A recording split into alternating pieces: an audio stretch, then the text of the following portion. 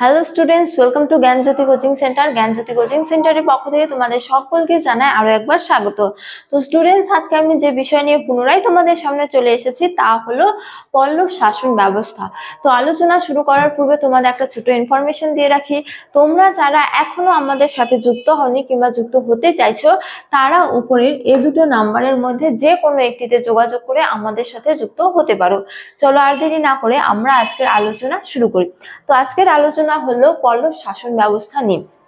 তো প্রথমেই বলা যায় যে পল্লবদের উত্থান ও পতন ভারতবর্ষের ইতিহাসের এক গুরুত্বপূর্ণ অধ্যায়।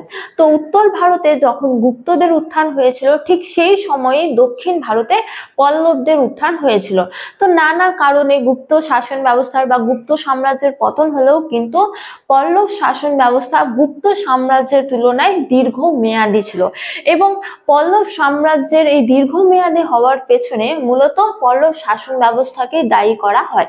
তো প্রথমেই বলা যায় যে কোন কোন উপাদান থেকে আমরা পল্লব শাসন ব্যবস্থা সম্পর্কে জানতে পারি। তো মূলত বৈকুণ্ঠ পেরুমল মন্দির লিপি, এছাড়া নন্দী বর্মনের উদয়নদিরাম তাম্র শাসন, এছাড়া মহেন্দ্র বর্মনের মত্তবিলাস প্রহসন থেকে আমরা পল্লব শাসন ব্যবস্থা সম্পর্কে জানতে পারি। তো পল্লব শাসন ব্যবস্থা মূলত দুটি ভাগে বিভক্ত ছিল, একটা কেন্দ্রীয় শাসন ব্যবস্থা আর একটা প্রাদেশিক শাসন ব্যবস্থা। তো প্রথমে আমরা আলোচনা করব কেন্দ্রীয় শাসন ব্যবস্থা নিয়ে। তো এই ক্ষেত্রে বলা যায় যে কেন্দ্রীয় শাসন ব্যবস্থার সর্বোচ্চ স্তরে ছিল রাজা, এবং রাজার গৃহীত সিদ্ধান্তই সর্বা বলে মনে করা হতো, এবং রাজা নিজেই সমস্ত বিভাগ বা সমস্ত দায়িত্বের কিন্তু দেখাশোনা করত। এছাড়া বলা যায় যে এই সময় রাজারা বিভিন্ন বড় বড় উপাধি গ্রহণ করতো, যেমন মহারাজাধিরাজ, ধর্ম মহারাজাধিরাজ ইত্যাদি। তারপরে বলা হয়েছে রাজকর্মচারী।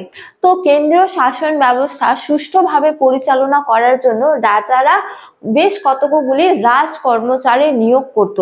এছাড়া এই রাজকর্মচারীরা কিন্তু একাধিক রাজকর্মচারী একাধিক বিভাগের দেখাশোনা করত, এবং তারা রাজাকে বিভিন্ন বিষয়ে কিন্তু সিদ্ধান্ত দিতেন আর কি। তারপরে বলা হয়েছে প্রদেশ বা মণ্ডল। তো সমগ্র সাম্রাজ্যকে সুষ্ঠুভাবে পরিচালনা করার জন্য সমগ্র সাম্রাজ্যকে কয়েকটি প্রদেশে বিভক্ত করা হতো। এই প্রদেশগুলিকে বলা হতো কি মণ্ডল, এই প্রদেশগুলিকে বলা হতো মণ্ডল। এবং রাজকুমার যারা ছিল, অর্থাৎ রাজার সন্তান, তারাই প্রদেশগুলির শাসন কার্য পরিচালনা করতেন এবং তারা প্রদেশগুলির দেখাশোনা করতেন বলা যায়।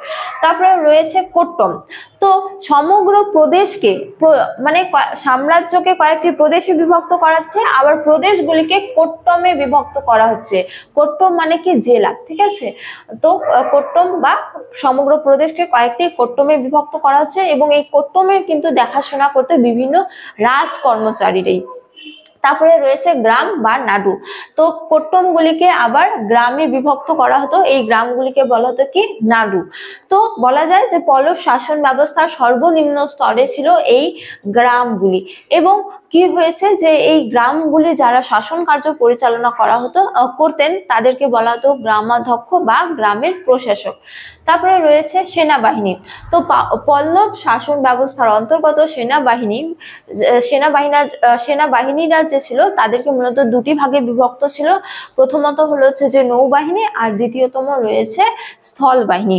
তো স্থল বাহিনীর মধ্যে মূলত এই স্থল বাহিনী গড়ে উঠেছিল বিভিন্ন অশ্বারোহী, পদাতিক এবং হস্তি বাহিনী নিয়ে গড়ে উঠেছিল তাদের এই সেনাবাহিনী।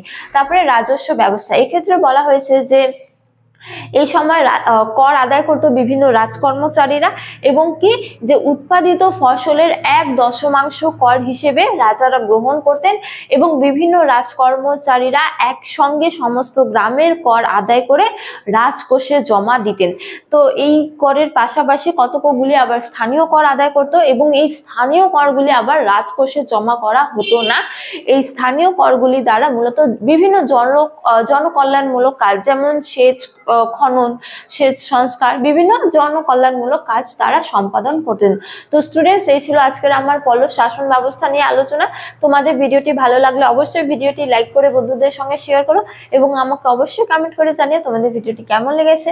তোমাদের সাথে দেখা হবে অন্য এক ভিডিওতে অন্য এক টপিক নিয়ে। ততক্ষণ ভালো থাকো, সুস্থ থাকো। Thank you.